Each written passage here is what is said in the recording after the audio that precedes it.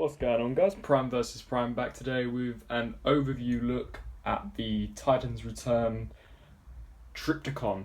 Now, I was going to do a full review on this, however, this guy's been out for quite some time, so I thought I'd just give you a close look at some of the details, do some size comparisons, and then give you my overall thoughts. So as you can see moving out, this guy is massive. We will get into some size comparisons in just a bit, but he is covered in detail. Now, one thing to note, I don't have the stickers applied yet, just as there's like over 100 of them and I just haven't really had the time to sit down and do them properly, but you can see all that detail all over the cannons. Not too keen on the purple used for the shoulder guns, however they do look quite cool. Do quite like the silver paint on the nose gun, and this is obviously a spring-loaded mechanism. There's a button at the back that helps to eject that. The mouth has got some really nice detail all inside it. See some silver paint for some tongue guns. See detail all the way down his gullet. Leaves some details on the roof of the mouth. He is able to actually eat Titan Masters, however I will show you that later on. Showcasing that he can actually eat these. Here is Cogman from Transformers The Last Night. Simply pop him in, and Trypticon has ate him. In order to get him out, I just tend to pull this thing, however this sometimes does detach like that. Reattaching that, you can just pull this, and there is Cogman in there. They go straight down into these little compartments here, which have also got some nice detailing inside, and there's even some detailing on the transparent plastic. So really and truly, really packed with detail this figure is. Moving down to the arms, yet again we've got some nice details. Really would like to dry brush this. Yet again, I'm not too fond of the vibrant colours. I would have preferred it if he was this kind of gunmetal plastic.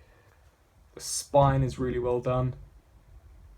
Moving down to the tail, it's really detailed pretty nicely. You can see in the legs you've actually got like an engine inside, painting silver. That's when you transform it, these legs split in half all throughout. Really, really good detail. Articulation is quite fair. These guns are on ratchet joints, so they can move up and down. The head can click forwards and back, and there is jaw articulation. The head can also swivel. The arms can hinge forwards and back and out to the side. They're not on a ball joint, unfortunately. However, the articulation that they do have is pretty decent. You can bend 90 degrees at the elbow. The wrists have no swivel, however they can hinge forwards and back, and the fingers also have got a hinge joint. The legs are on ratchets so that it can swivel forwards and backwards and out to the sides. The knees are on really heavy duty ratchets, and the feet actually do have ankle pivot. I'm trying to show you that. So you can get some quite wide stances with him. And his tail is also articulated, however the ratchet in mine has broken, but I've just tightened the screw and it seems to have done the trick. But that does hinge forwards and backwards on a ratchet joint. Now, long-time viewers of this channel will know that I don't tend to collect Titans Return figures, so the reason behind why I actually picked this guy up was one, because he's the biggest Decepticon that Hasbro has ever made, and also I needed someone to pair up with Metroplex from the Generations line.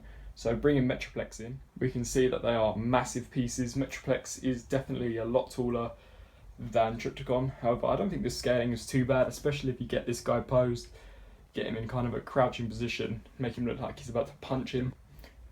I'll do some more shots later on, but just so you can see, Metroplex is about 2 feet. I would say Trypticon is about 1.5 feet, 1.75 feet. But just so much detail, and they definitely do look like a very dynamic pair. For some size comparisons, here is the Voyager class Scorn from The Last Night compared to Trypticon. As you can see, Trypticon is just massive when compared next to a Voyager class.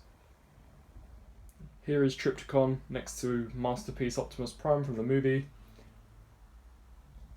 Yet again, Trypticon is massive and completely towers over Optimus Prime. So overall, do I recommend Trypticon? Yes. However, only if you're a hardcore Transformers fan.